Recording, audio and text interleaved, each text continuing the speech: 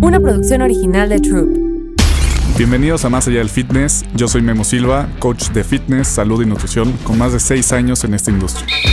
El fitness va más allá de entrenar y comer bien. Es estar bien mentalmente, con tu familia, con tu trabajo, tu crecimiento personal y más. Fitness es lo que tú decides que es mejor para tu vida. Bienvenidos y bienvenidas a un episodio más de Más Allá del Fitness. Hoy tengo conmigo al doctor Antonio Hinojosa, quien es médico del deporte, especialista en cineantropometría, nutrición y suplementación deportiva. Sí.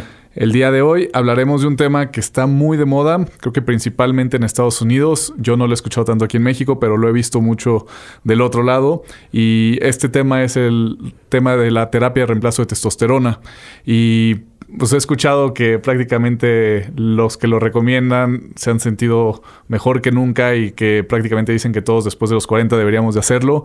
Pero para no quedarnos con esa recomendación general, invitar al doctor que es especialista y sabe mucho de este tema para que nos resuelva todas esas dudas de qué sí, qué no, cuándo hacerlo, qué parámetros, quiénes son las personas que aplican para este tema y pues no quedarnos con esa recomendación general. Doctor, muchísimas gracias por venir aquí a grabar con nosotros y pues a hablar de este tema. Pues muchas gracias por la invitación antes que nada y pues vamos a esclarecer algunas dudas sobre este tema, que es un tema muy interesante. Y yo creo que lo primero que habría que decir es ¿qué es la testosterona? La testosterona es una hormona que deriva del colesterol. A partir del colesterol se sintetizan distintas hormonas que se les denominan esteroideas. Entre ellas está el estrógeno, el estradiol, la progesterona, los corticosteroides también son esteroides. Entonces, la testosterona es un esteroide, deriva de esa molécula del colesterol. Y con esto quiero decir que a veces cuando se tienen ciertas circunstancias de entrenamiento, de dieta y de distintas situaciones, puede afectar la testosterona. Entonces, si vamos a hablar netamente del tratamiento de reemplazo hormonal, eso nos señala la dirección hacia un cierto grupo de personas que particularmente son mayores de 40 años, ¿sale?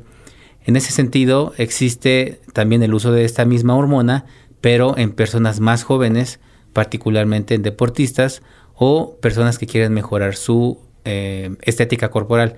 Pero esto es completamente diferente, ¿sale? Entonces, no sé si tú tengas alguna duda de lo que te han comentado, de lo que tú sepas en relación a esto que vamos a estar tratando para que lo vayamos aclarando y yo te vaya explicando varias cosas sobre el tema. Perfecto. Creo que para el tema de hoy me gustaría enfocarnos específicamente en los hombres de 40 y en la terapia de reemplazo de testosterona. Y tal vez ya después nos haremos otro episodio hablando de las personas que quisieran hacerlo para mejorar su estética corporal. Y quisiera empezar por la parte de por qué sería para hombres de más de 40 o por qué también esto que he escuchado de las personas después de los 40 o más bien los hombres después de los 40 deberían o es casi un must que te recomiendan eso. Pues mira, pues es parte de la vida. Todo, como dicen, ¿no? Todo por servir se acaba. Las glándulas van teniendo un declive en su producción. Pero vamos a ver un poquito más de cómo funciona esto. Existe un eje que se le llama eje hipotalámico hipoficiario gonadal. Todo inicia en el cerebro, en lo que es la base del cerebro. Está una área que se llama hipotálamo. Ese hipotálamo tiene sensores, por así decirlo, receptores, que miden las cantidades de testosterona cuando está alta y cuando está baja. Entonces, eso se le llaman sistemas de retroalimentación negativos y positivos. Cuando la testosterona está alta, vamos a decirlo, es una retroalimentación negativa, lo que hace ese hipotálamo, manda la señal a la hipófisis y se produce una hormona que se llama hormona liberadora de gonadotrofinas. Esta hormona, a su vez, estimula la hipófisis, que es una glándula que está también en la base del cerebro. Tiene dos partes, una anterior y una posterior. Estimula la parte anterior y esto secreta dos hormonas que se llaman FSH y LH, la hormona luteinizante y folículo estimulante.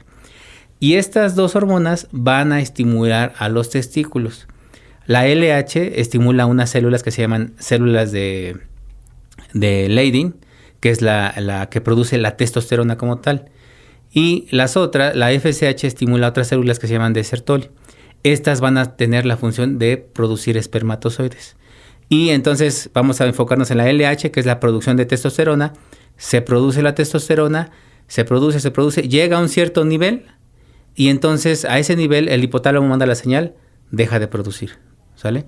Entonces este eje con el tiempo pues se va desgastando y va habiendo una decadencia de estas hormonas. Ahora, ¿qué es lo que pasa? El reemplazo hormonal por la vida actual en algunas ocasiones se presenta a veces en personas menores de 40 años. ¿Qué circunstancias pueden afectar? El alcohol, el sobrepeso, la falta de actividad física. Y muchas veces vamos a conocer personas jóvenes, particularmente hombres, que llevan un ritmo de vida muy estresante, en donde pues muchas de sus cuestiones de trabajo laborales tienen que ver con reuniones y hay trago, ¿no? Entonces ahí toman, se desvelan, fuman y pues es mucho estrés. Eso desgasta más las glándulas. El ritmo de vida actual que llevamos la mayoría de las personas, obviamente los que no tomamos y esto, pero casi todos vivimos con estrés, ¿no? Sí. Y otro dato importante es el insomnio, la falta de sueño. Y esto favorece a que estas glándulas vayan perdiendo su capacidad de sintetizar estas hormonas. Y si aunado a eso le agregamos que no tenemos una buena alimentación, entonces esto favorece a que estas glándulas tengan una deficiencia en esta producción. Cualquier persona después de cierta edad va a tener este declive, pero hay hombres que los síntomas más comunes son fatiga, pérdida de masa muscular, inclusive el ánimo, el estado de ánimo se ve afectado, disminución del líbido, o sea, hay gente que es muy joven que no tiene líbido, que es el deseo sexual, y pues algunas personas inclusive hasta depresión llegan a tener, jóvenes. Entonces, esta sintomatología puede deberse a una deficiencia de testosterona. Ahora, te comentaba al inicio, la testosterona deriva se llama biosíntesis de los esteroides, del colesterol. De ahí del colesterol viene una hormona que se llama pregnenolona y de ahí se sigue una secuencia dependiendo de lo que se vaya a producir. En ese sentido, me gustaría hacer un comentario que en muchas ocasiones si tú platicas con ciertos médicos, te van a decir que te va a dar cáncer, que te va a afectar el corazón, que vas a tener hipertensión, en fin, una serie de situaciones que son la mayoría adversas. En ese sentido, creo que muchas veces no se tiene la comprensión, porque sí tienen el conocimiento, pero no la comprensión de esto. ¿Por qué? Porque cuando alguien tiene estas características clínicas de sentirse cansado, baja de líbido, ya sea la edad que sea, si se hacen estudios de laboratorio y se comprueba que tiene una deficiencia de testosterona, pues lo más común es utilizar esa testosterona. Pero muchos médicos lo que hacen es satanizar esto pensando que desde la primera dosis vas a tener los efectos secundarios. Ahora, te quiero decir que cualquier medicamento tiene efectos secundarios. Los más comunes que podemos utilizar, una aspirina. Si la tomas constantemente te va a generar sangrados del tubo digestivo. Si tomas paracetamol excesivamente, te va a generar una toxicidad en el hígado. Entonces, ¿de qué depende eso? Depende de la duración y la dosis que tomes. Entonces, el hecho de que un médico te diga no uses testosterona porque te va a dar cáncer, creo que ya desde ahí está teniendo un cierto sesgo cognitivo de pensar que con una sola dosis va a pasar eso. Y también, pues puede también ser su pensamiento en razón a que la mayor parte de las gentes que usan abusan de esas sustancias, ¿no? Entonces, esa es una cuestión que hay que identificar bien. Ahora, ahorita que decías de los jóvenes y todas las razones causantes, creo que sería muy apresurado pensar y decir, pues, o creo que alguien que nos esté escuchando diga, tengo estos síntomas, y mi estilo de vida es así, probablemente tengo baja testosterona, que la solución sea de inmediato una terapia de reemplazo de testosterona. Claro. Creo que la primera solución y la primera recomendación sería mejora tu estilo de vida, claro. ¿no? Sí, totalmente. ¿no? Para sí, que totalmente. No digas... Sí, no, luego ya escuché que estoy así, hay que... No. Obviamente que si sigues haciendo las mismas cosas vas a tener los mismos resultados, aunque te pongas testosterona. Inclusive puede ser perjudicial. Pero sí es importante que se hagan estos cambios de estilo de vida para que haya una mejor secreción. pero sí llega un momento en donde son necesarios. Ahora, lo que te quería comentar hace un momento en relación a la producción de la testosterona, cuando empieza a haber cierta sintomatología a cierta edad, lo que se puede utilizar son precursores. Uno de ellos, muy famoso, es el famoso DEA, dehidroepiandrosterona, que es un paso antes de la testosterona. Entonces, si tú tienes suficiente cantidad de DEA, vas a producir una cierta cantidad de testosterona que tu cuerpo vaya requiriendo. Entonces, yo podría decir que en una primera instancia, en un primer paso, tal vez si llevas un ritmo de vida ajetreado y todo, haces cambios de tus hábitos y de salud, y no tienes mejoría, podría ser la primera ese suplemento, ¿no? Porque de hecho se vende como suplemento, se vende en tiendas de suplementos la DEA. Podrías empezar ahí y a partir de ahí, después de una cierta edad, entonces sí se requeriría. Pero también hay situaciones, quiero desde el punto de vista médico, vamos a ponerlo, como que hay... son 3 situaciones que podrían ser. Una, donde realmente requieres la testosterona. Claro. Imagínate que tuviste un cáncer testicular, te quitan los testículos, entonces ya no vas a tener producción. Y definitivamente tienes que tener, ¿no? Exógena. Sí. Exógena. O alguna otra situación, un adenoma hipofisiario, que es un tumor en la hipófisis que genera que se inhiban esas 2 hormonas, vas a tener que tener ese reemplazo hormonal. Esa sería una situación en donde tu cuerpo realmente lo va a necesitar y tienes que estar utilizándola. Otra es la parte que yo diría, la parte médica, pero vamos a decirlo, la parte médica inteligente. ¿Por qué? Porque si llegas a cierta edad, tienes ciertas características, haces ejercicio, pero quisieras tener un poquito más salud, con estudios previos y con cierto análisis del caso, se puede utilizar. Aquí me gusta siempre utilizar como ejemplos que tengan que ver con dinero. Entonces, si tú tienes un cierto capital, tienes salud, pero tienes una cierta cantidad de dinero y quieres invertirla, por dar un ejemplo, lo más seguro y lo más eficiente van a ser tal vez que inviertas en este momento en CETES. Te va a dar un rendimiento constante, es seguro, y eso es lo que podríamos hacer, una terapia de hormonal que tenga ciertas características, con ciertos medicamentos, etcétera. Y eso es hacerlo de forma inteligente. Habrá gente que diga, no, eso no me gusta, yo lo quiero tener en mi casa guardado en efectivo. Entonces, es lo que te quiero decir, ¿no? O sea, si lo vemos de esa manera, esas personas van a seguir con su estilo de vida, van a estar bien porque tienen un cierto capital, pero va a llegar un momento en donde a lo mejor sí requieran. Pero hay gente que dice, no, yo desde ahorita yo quisiera incrementar mi capital, ¿no? Entonces, podría ser que se utilice testosterona. Ahora, hay personas que tienen ese capital, pero dicen, yo sí quiero todas las canicas, ¿no? Entonces, ahí es cuando se abusa.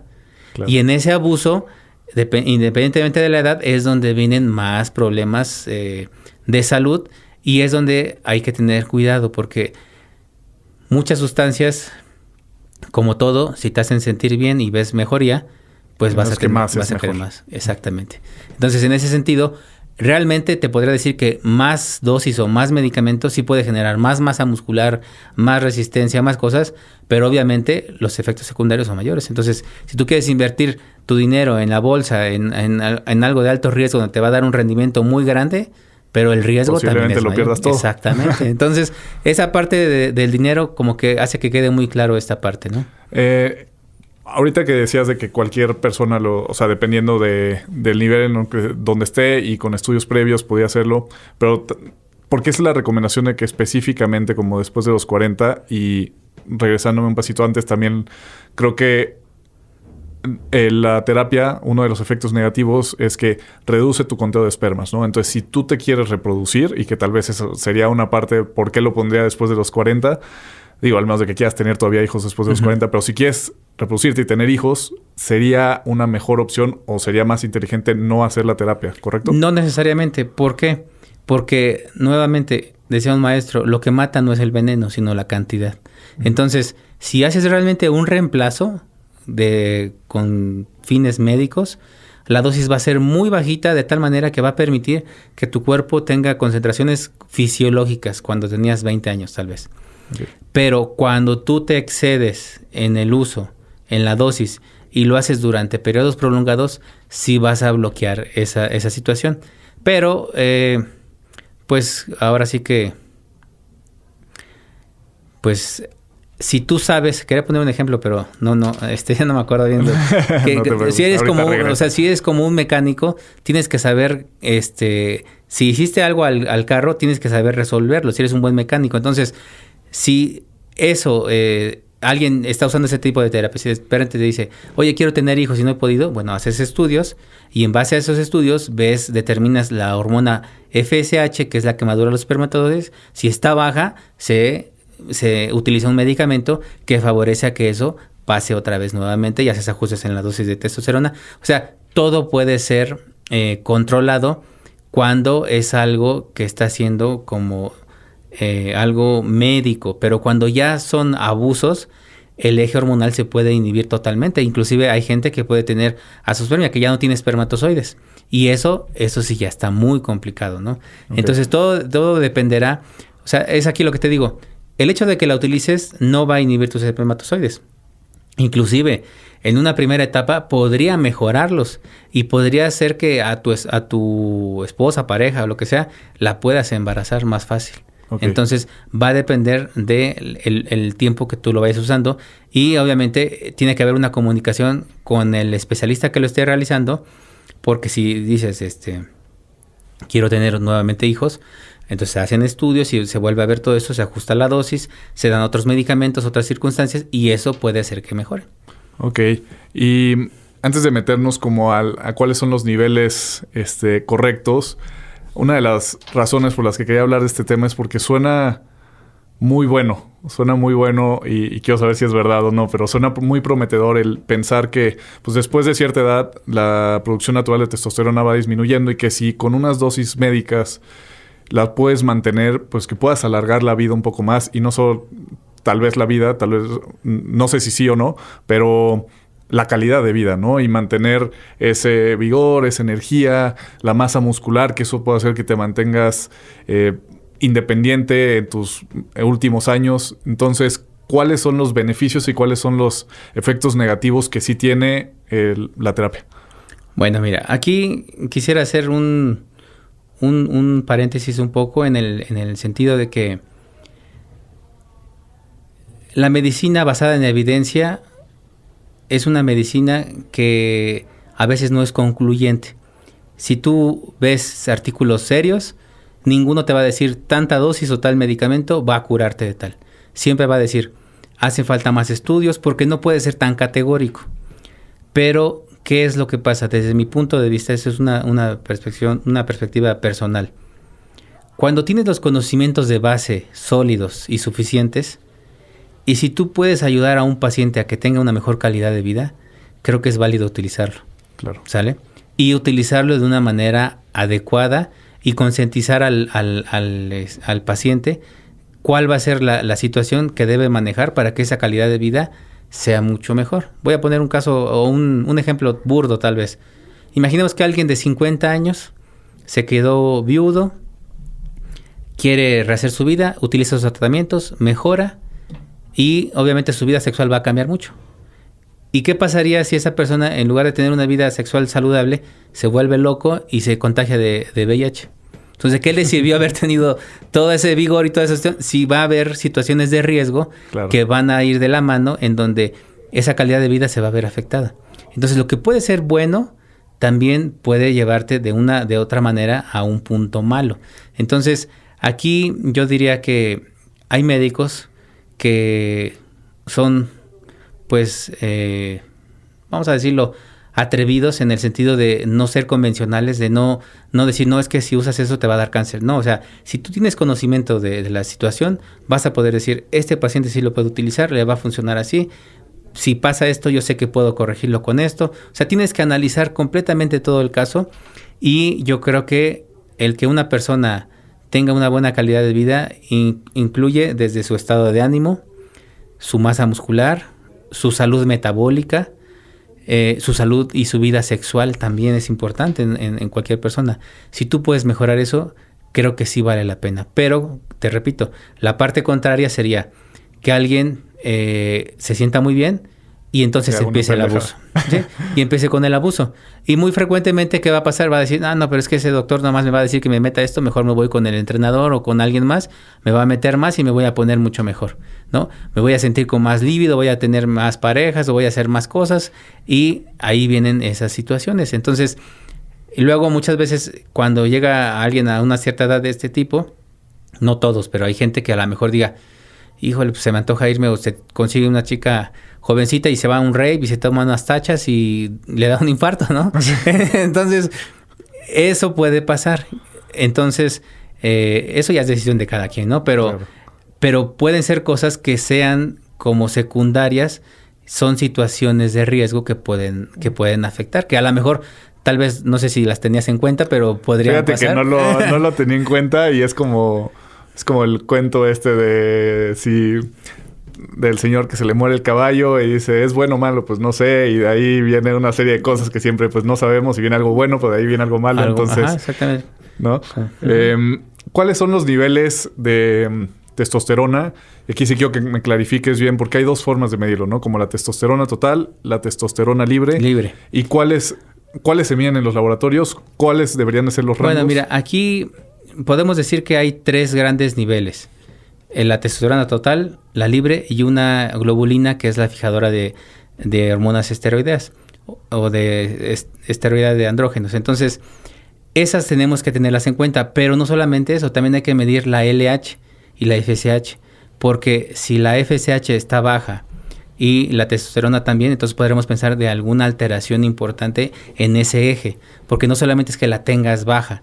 Y otra cosa importante, hay gente que puede tener la testosterona total normal y tener datos clínicos de deficiencia de testosterona. ¿Por qué?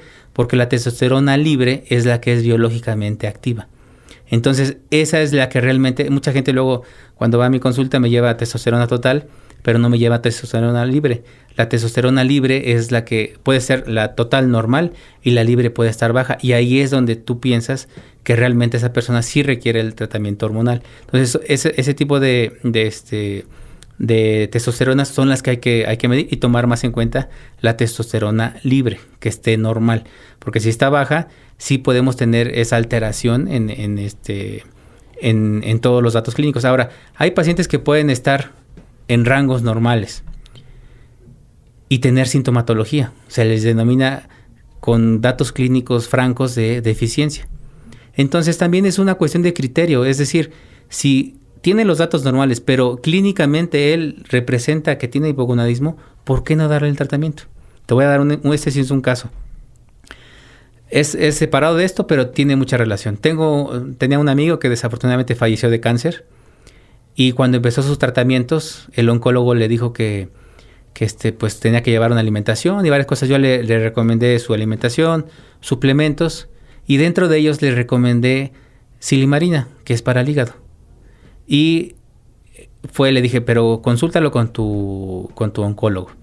Y el oncólogo le dijo, no tomes nada, solamente los medicamentos. ¿Y qué pasó? Después de 6 meses, su hígado estaba mal. Y el mismo oncólogo le dijo, dile a tu amigo que te diga qué tomes para el hígado. O sea, ¿qué sentido? O sea, hay veces que muchos médicos somos tan cuadrados o son tan cuadrados en el sentido de que si el rango no está bien, está bien. O sea, no es necesario, yo creo, esperar a que tengas una alteración para poder actuar. Y eso es criterio nada más. Y como dicen a veces, el sentido común no es el más común de los sentidos. Entonces, desde mi punto de vista, yo quise darle como ese soporte a mi amigo para que pudiera aguantar un poco más su hígado y no esperar a que ya estuviera dañado para darle algo. Para intentar hacer algo. Entonces, esto es lo que yo quiero tomar en cuenta, que muchas veces hay médicos que si no está bajo eso y tiene datos clínicos, no lo dan. Entonces, eso depende mucho de, pues, la experiencia del médico y su forma de tratar a los pacientes, ¿no? Entonces, eso es algo bastante importante que hay que tomar en cuenta. ¿Y cuáles deberían de ser los rangos? O sea, sé que es bastante amplio, de testosterona libre. ¿Entre cuánto y cuánto es como el óptimo? ¿Cuál sería el alto y cuál sería el bajo? Mira, ahorita sí se me fue del dato ahorita no lo recuerdo bien. Pero no, te repito, ahora sí que está dentro del rango, no hay ningún problema, pero cuando está la testosterona libre baja, esa sí es una indicación de tomarlo. Ahora, ¿qué otros estudios pueden ser convenientes para saber si puede utilizar a alguien ese tipo de tratamientos? Primero que nada, el antígeno prostático específico. Si tuvieras alguna alteración de antígeno prostático, que lo recomendable es menor de 4, si tuvieras 4 o 5 o algo, eso habla de una hipertrofia prostática y de una alteración ahí. Si tú dieras testosterona, esta testosterona puede favorecer a que eso incremente más y tal vez en algún futuro pudiera desarrollarse cáncer. Pero te quiero decir que hay personas, urólogos, que pacientes con cáncer de próstata utilizan testosteronas. Eso ya es un manejo muy, muy específico, muy particular. Pero no es una contraindicación 100%. Yo no lo manejo porque no soy especialista al 100% en eso. Pero hay médicos especialistas que con cáncer de próstata pueden manejar testosterona. Entonces, en términos generales, si alguien tiene el antígeno prostático elevado, pues no es conveniente. Otra cosa también es el hematocrito, que es la parte de las células de la sangre. Si está una concentración muy elevada, la testosterona también se llega a utilizar con fines de mejorar anemia.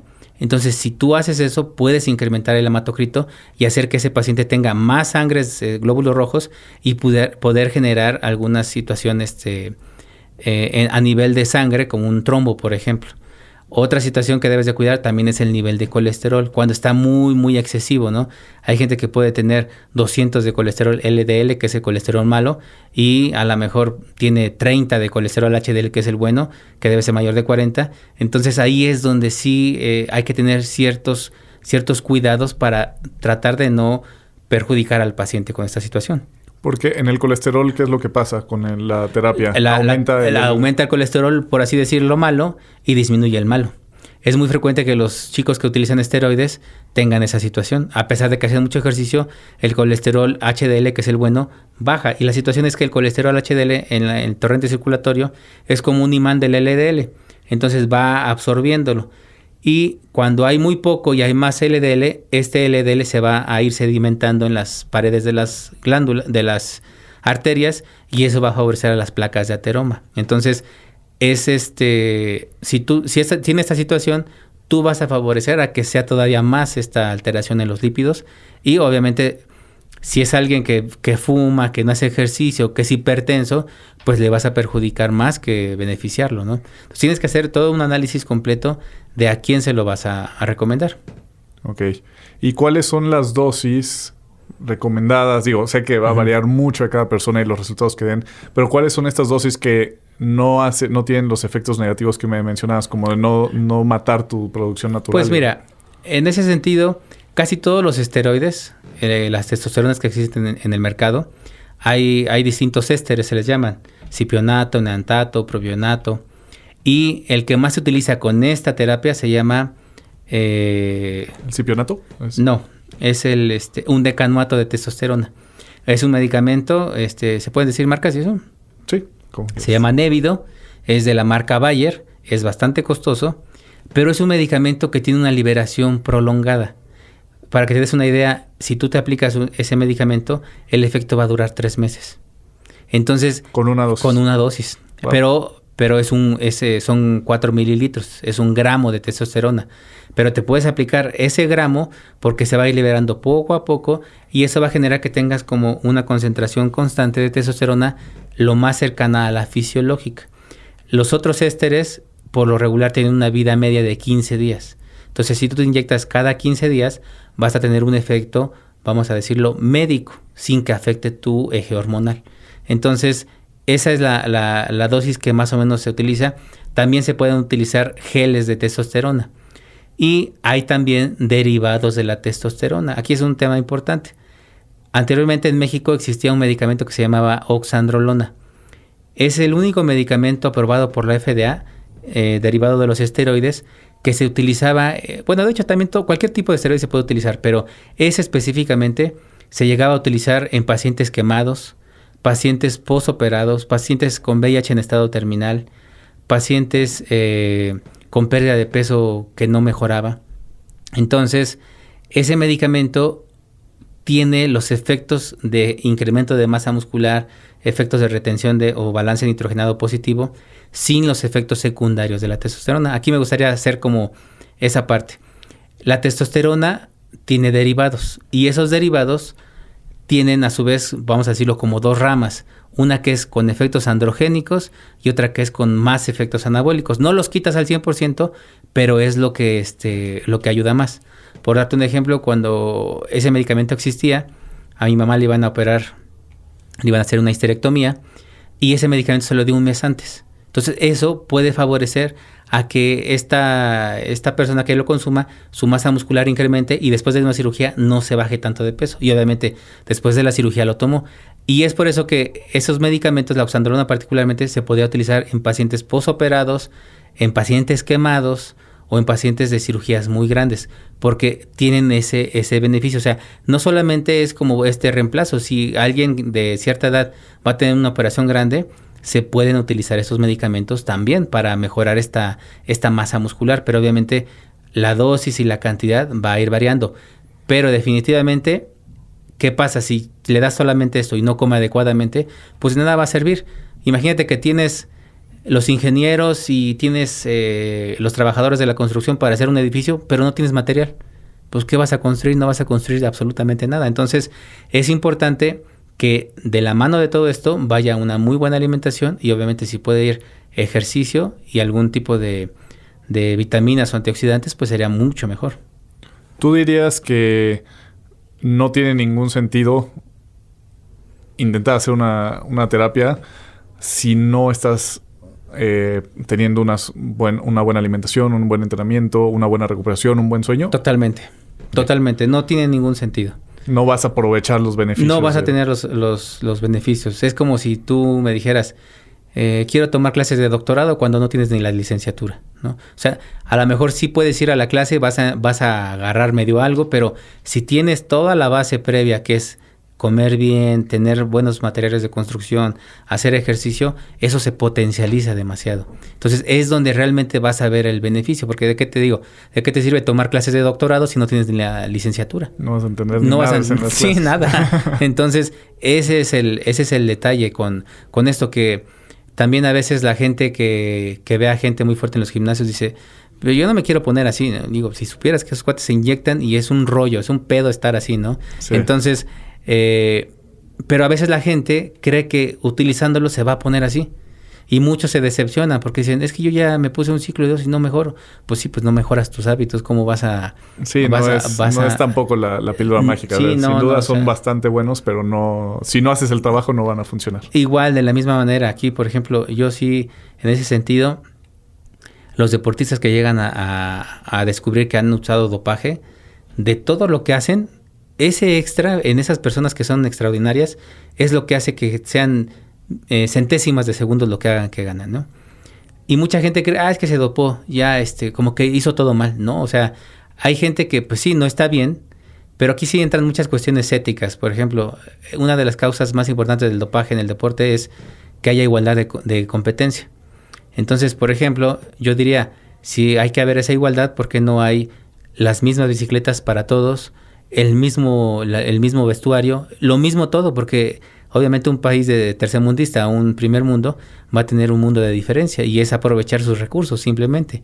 Entonces, hay veces que ese ya lo repito, es un tema aparte y es un tema ético, pero lo que quiero dejar en claro es que a veces no se vale menospreciar todo el trabajo que hace un deportista y con esa finalidad de querer estar mejor, utilizar sustancias y si los cachan, pues ya toda su carrera se fue al caño, ¿no? Sí, claro. Digo, ahí, como dices, es un tema aparte, pero pues si son sustancias que no deberían de estar en el deporte, pues ahí deben de estar, sí, claro. También había leído que recientemente se han usado dosis todavía un poco más pequeñas, pero un poco más seguido. Uh-huh. ¿Eso también es algo que se puede hacer o no? Claro, totalmente. Eso se puede hacer, pero también hay dosis que, dependiendo tus niveles endógenos, si no das una dosis adecuada, pues no vas a tener un beneficio, ¿no? Okay. Entonces, sí tendría que determinarse adecuadamente cuál es la cantidad que tienes endógena y en base a eso, pues tratar de utilizar la que más sea conveniente para ti. Pero sí se puede utilizar una menor dosis durante más tiempo. Eso sí se puede hacer. Ok. ¿Y cuáles son estos...? O sea, ¿sí puede causar un desarrollo de enfermedades como cáncer, agrandamiento de próstata y demás, o no? O en ciertos casos sí, ¿cuándo se puede...? Pues sí, o sea, como te decía, sí está el efecto posible. Sí, claro, sí está el efecto posible y cualquiera lo tiene. Pero todo va a depender de ciertas circunstancias. Por ejemplo, si tú me comentaras, si yo te hago una historia clínica y me dices, bueno, es que mi abuelo tuvo cáncer de próstata, mi papá tiene cáncer de próstata y quiere usar esteroides, entonces, pues, ¿qué te diría? Pues lo más seguro es que igual tú también llegues a padecerlo. Y si utilizas esto, estás favoreciendo, acelerando el proceso un poco más, ¿no? Son datos de este tipo, pero en definitiva, los datos que están generando alteraciones muchas veces van de la mano de otros, por darte un ejemplo. Mucha gente, en la actualidad, ha habido muertes de fisiculturistas y de gente que se dedica a deportes donde utilizan esteroides francamente. ¿Qué es lo que pasa? Luego la gente hace referencia a que pues los esteroides fueron los que generaron eso. Pero realmente esos deportistas no solamente utilizan esteroides, utilizan un buen de cosas. Entonces, dentro de ellas, para estar así de definidos, utilizan en muchas ocasiones anfetaminas, que podría ser la efedrina, y muchos preentrenos y muchas otras sustancias que sirven para mejorar el rendimiento tienen efedrina o tienen sinefrina o tienen dosis altas de cafeína. Y eso, si tú usas esteroides, puede hacer que sea más fácil que te suba la presión. Si es alguien que tiene sobrepeso, que no hace ejercicio, tiene antecedentes de hipertensión, utiliza esteroides y utiliza preentrenos, utiliza estimulantes, que va a ser más frecuente que le suba la presión. Y aparte su chamba es de estrés, pues olvídalo. Entonces, ese tipo de situaciones hay que individualizarlas, pero quiero decir que sí pasa, pero sabiendo todo el contexto puedes controlarlas, ¿no? Pero de que pasan, pasan. Sí, claro. No es algo que yo diga, no, es que eso es mentira, no. Sí pasa. Y en específico, por ejemplo, el tema del cáncer, ¿cuál es el riesgo ahí? Pues el mayor riesgo es el de próstata, porque se puede desarrollar cualquier otro tipo de cáncer que sea hormonodependiente, pero el de próstata podría ser, en relación al cáncer, es lo más importante. Pero los efectos secundarios más importantes te podría decir que son estéticos. Acné. Y es un acné que te genera manchas, que te genera que la piel sí se te afecte bastante. Y particularmente puede ser que cuando alguien utiliza dosis muy altas, particularmente el pecho, deja tú la cara, el pecho, la espalda, se les llenan y se hacen como empedrados, ¿no? Entonces, eso yo creo que sería el efecto secundario más común y más fácil que pueda generarte el uso de esteroides. Particularmente es algo estético, no es algo que te genere salud, y por eso mismo creo que es algo que puede limitar el uso en jóvenes, porque hay jóvenes que se inyectan y pum, les sale y ya no lo vuelven a usar, pero hay otros jóvenes que no, tienen tolerancia y nada más lo único que pasa es que se van poniendo más mamados cada vez, y entonces es lo que hace que muchos digan, pues él pudo y se puso así con eso, claro, pues yo lo voy a usar, ¿no? Entonces ese es el riesgo. Y hablando de las dosis médicas, de la terapia de reemplazo, ¿en esas ves esos efectos o las dosis que usas que están dentro del rango fisiológico no tiene esos efectos? No, porque pasa lo mismo que te menciono. Si tú tomas 500 miligramos de paracetamol cada 8 horas, no te va a pasar nada, pero si lo tomas un año, te va a generar algún problema hepático. Entonces aquí dependerá mucho si hay una circunstancia de salud que lo requiera específicamente. Si lo utilizas de esa manera por la dosis y el tiempo que es necesario, no va a pasar eso. A lo mejor sí puede ser que te salga un granito, 2, pero no que te llenes completamente. Pero si la persona lo requiere, pues no va a tener ningún problema. Por darte un ejemplo, la gente que es fisiculturista también llega a utilizar hormonas tiroideas, T3, o se llama levotiroxina, para acelerar el metabolismo. Cuando una persona, ya sea un hombre o una mujer, utiliza levotiroxina es porque tiene hipotiroidismo. Y un efecto secundario de utilizar esos medicamentos es que te pueda dar una arritmia, o sea, que el corazón se ponga a estar latiendo de una manera descontrolada. Si ellos tienen una dosis apropiada, van a llevar su vida completamente bien, y esos medicamentos los toman por años, pero porque sí están teniendo una deficiencia y lo requieren. Entonces hay un efecto de una arritmia o inclusive de un infarto, pues va a ser muy, muy bajo.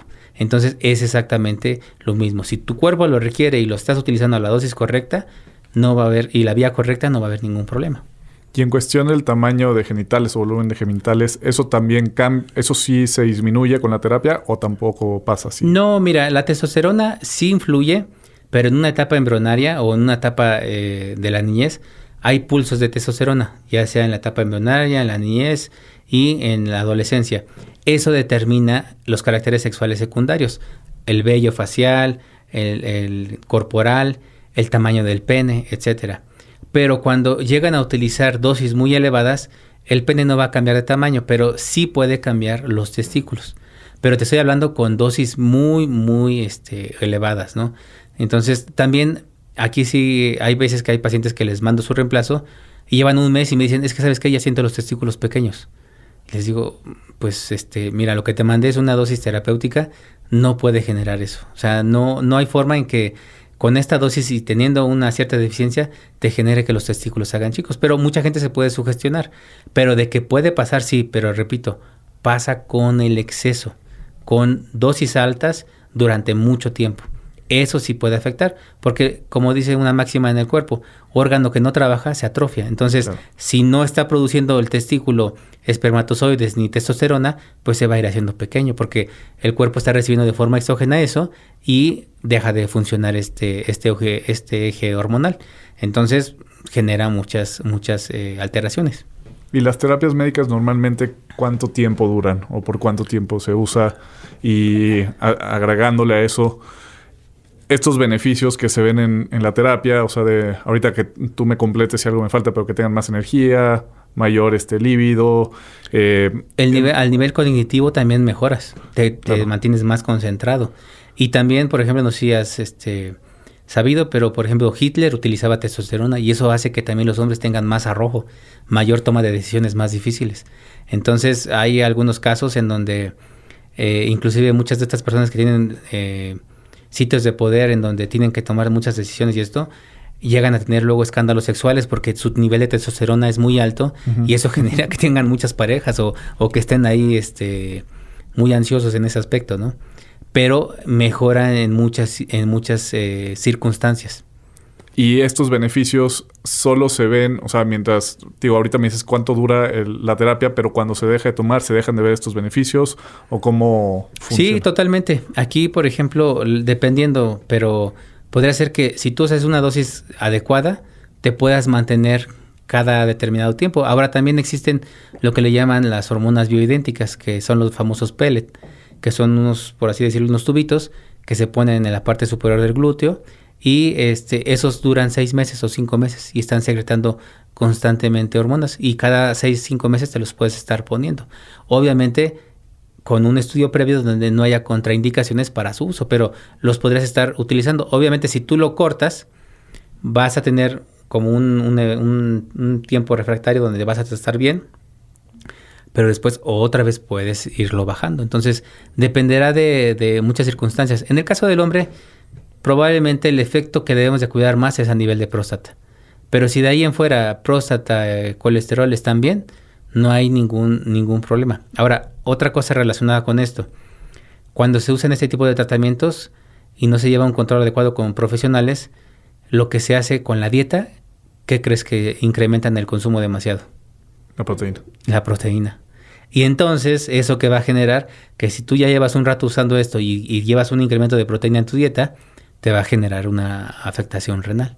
Entonces te digo, son muchas cosas que hay que ir cuidando porque no solamente tenemos en mente los efectos secundarios, pero eso te favorece a que tú tengas otras situaciones, por así decirlo, de riesgo, que te favorezcan a que tengas alteraciones en la salud de forma importante. Entonces, casi siempre en el gimnasio, si alguien está usando eso, se mete 250 gramos por comida de proteína de origen animal y aparte proteína en polvo para disque potencializar el efecto. Y entonces eso te puede generar ciertas alteraciones también a la salud. Entonces quiero dejar bien claro eso, que no solamente son los que se describen de los puros esteroides, sino las otras situaciones de riesgo que hay alrededor que van a favorecer a que esa persona tenga ciertas características. Y pues afortunadamente con el tiempo que yo llevo y soy muy observador, desde que llega un paciente yo ya lo empiezo a observar cómo es su carácter, ¿no? Si es muy ansioso, desde que se sienta, cómo mueve las manos, los pies, se está moviendo, cómo habla. Todo eso a mí me sirve para saber, este cuate se va a querer meter de más o no va a hacer bien la dieta o etcétera. Entonces, desde ese punto de vista, tú ya vas como teniendo un cierto criterio para darle el tratamiento al paciente, porque los tratamientos no son iguales para todos. Ok. Perfecto, Doc. Pues muchísimas gracias por toda la información de hoy. Quiero hacerte 3 preguntas para finalizar el episodio, no necesariamente del tema. Entonces, no sé si aparte tú quieras agregar antes algo en específico del tema antes de cerrar. Pues simplemente que cuando las cosas se hacen bien, se van a obtener los mejores resultados. Entonces, si hay alguien que tiene alguna alteración de las que platicamos, particularmente mayores de 40, que tenga baja en su líbido, que tenga que no se esté concentrado adecuadamente en su trabajo, que tenga una baja en su nivel cognitivo, que tenga debilidad muscular, que tenga inclusive insomnio. Son esas alteraciones que a veces la gente dice, es que ya está grande, ¿no? Entonces, pues ya como está grande y es hombre, pues ya es enojón, ya está así, ya, ¿no? Ya. No, y es una deficiencia de hormonas. Y esas deficiencias de hormonas puede el suplementarla o el dar un reemplazo puede favorecer a que nuestra calidad de vida sea mucho mejor. Y pues si se puede hacer, adelante.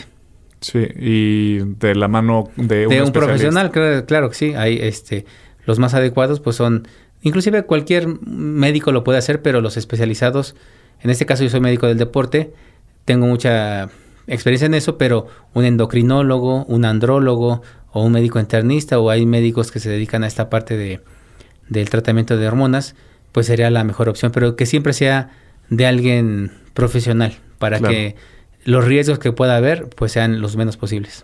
Y yo diría que si vas a hacerlo, no lo hagas sin ningún estudio previo, ¿no? O sea, para saber si es una persona profesional y que está haciendo las cosas bien, tiene que tener... No, de hecho, pues si vas con un profesional es lo que primero que te va a mandar, ¿no? Te va a hacer primero una historia clínica, preguntarte tus antecedentes, así como te dije, ¿no?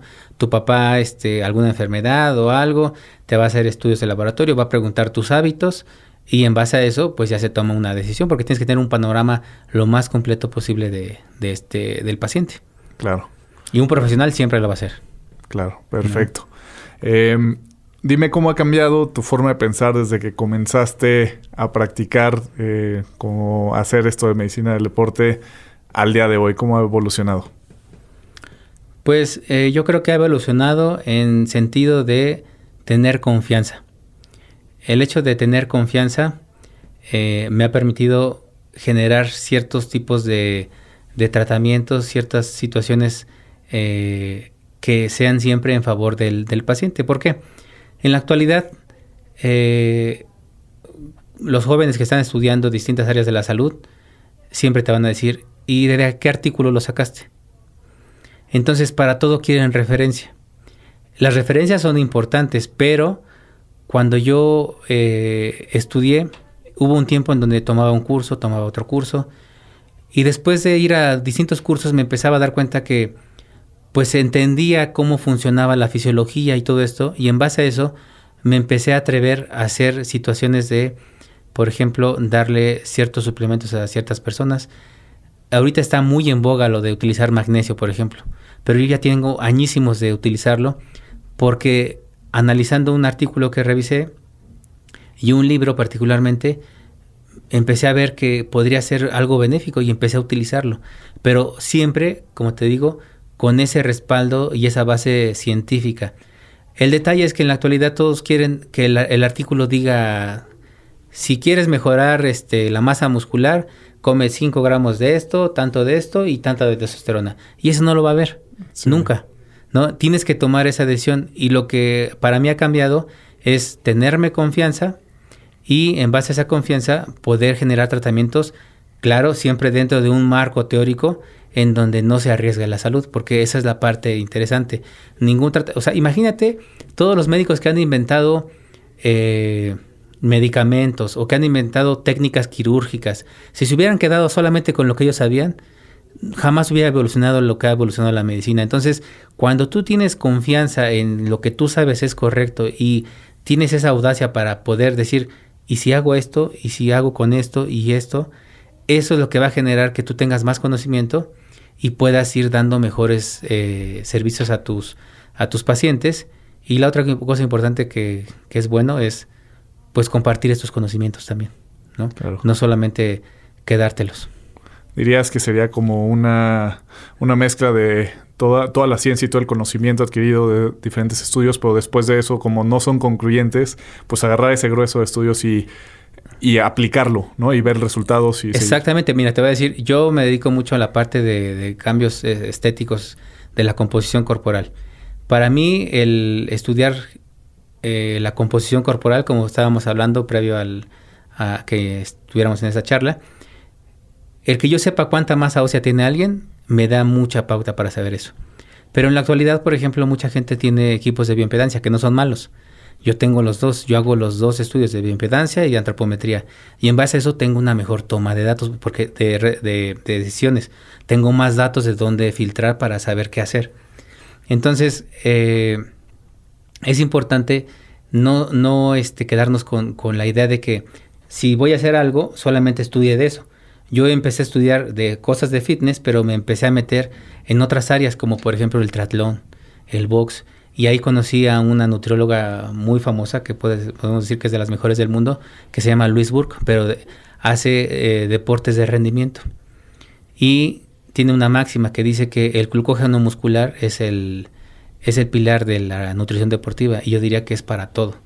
Entonces, a partir de leer cosas que no son netamente del fitness, pude hacer una mejor integración y en base a eso tomar una mejor decisión en cada caso. Pero lo importante es integrar información de todas partes y hacerlo. Y ahora, por ejemplo, también en esta parte de medicina es poner ejemplos. Lo que te decía del dinero, a veces cuando conoces de otros temas puedes ir integrando para que sean ejemplos muy sencillos y los pacientes los puedan entender, porque muchas veces hay médicos que les gusta hablar muy técnico y creo que mientras más puedas aterrizar el conocimiento para que el paciente lo entienda, es mucho mejor. Se va a ir más contento, va a estar más enterado de lo que tiene y lo que vamos a hacer. Entonces, si hablarle complicado no va a ser que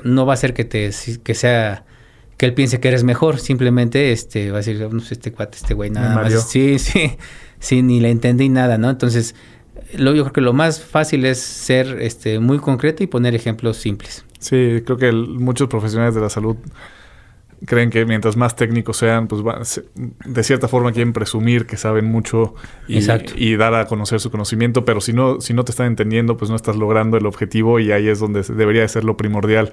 Y claro, un poco lo que intentamos en el podcast es justo aterrizarlo y darlo como un entendimiento para cualquier persona. Claro. Dime un libro que haya cambiado tu vida y por qué. Pues de muy joven, el Zoo Humano, el veterinario de mi perro en ese momento, me recomendó algunos libros, entre ellos también El arte de amar de Erich Fromm, que me gustó mucho, pero El Zoo Humano me gustó mucho porque habla desde una perspectiva de la evolución del hombre y cómo pues al final no dejamos de ser animales, ¿no? Para mí en ese momento fue algo que me llamó mucho la atención. Qué padre. Buena recomendación, no lo he leído, pero lo voy a apuntar. Perfecto, Doc. De verdad te agradezco mucho por esta información. ¿Dónde te pueden buscar? Si alguien quiere ir contigo a consulta, ¿cómo te pueden encontrar? Pues me pueden encontrar en mis redes sociales. En Instagram es h-center-condesa y en internet mi página web es hcenter y me encuentro en la colonia Condesa. Perfecto. Sí. Pues con eso cerramos el episodio de hoy. Si les gustó el episodio, déjenos los comentarios, escríbanme a mí también en mis redes, @memosilao.fit en Instagram, y platíquenme qué les pareció este episodio. Si les gustó, compártalo con alguien que crean que puede interesarle. Totalmente. Y nos escuchamos la próxima semana. Fitness es lo que tú decides que es mejor para tu vida, más allá del fitness. Una producción original de Troop.